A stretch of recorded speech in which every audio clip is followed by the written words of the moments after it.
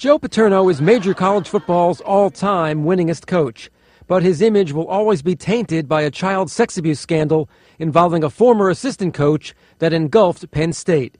The coach known as Joe Pa led Penn State to 409 victories and 2 national championships in 46 seasons at Happy Valley.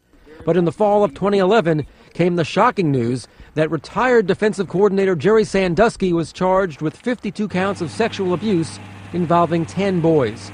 Soon after, the university's Board of Trustees fired the 84-year-old Paterno after a grand jury report suggested he knew of the accusations against Sandusky and did not do enough to pursue them. In a recent interview with the Washington Post, Paterno said he didn't know which way to go after an assistant coach came to him in 2002 saying he had seen Sandusky sexually abusing a boy.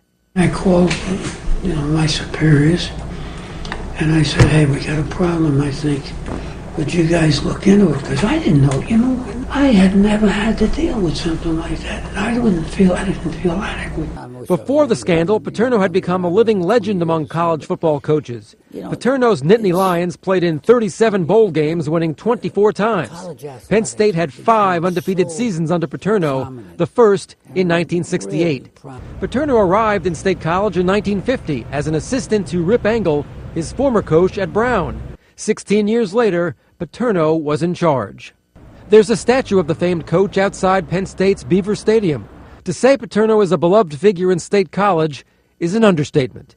Paterno's program always had a squeaky clean image, avoiding any major scandals that involved other schools. But Penn State was thrown into turmoil following the charges levied against Sandusky in November of 2011. Upon his firing, students rallied outside of Paterno's home. The longtime Penn State coach injured his pelvis and right shoulder in August of 2011 after getting blindsided accidentally by a receiver during preseason practice. Just weeks before he turned 85, it was announced Paterno was being treated for lung cancer. He would also break his pelvis again in a fall at home. Steve Carmazin, Associated Press.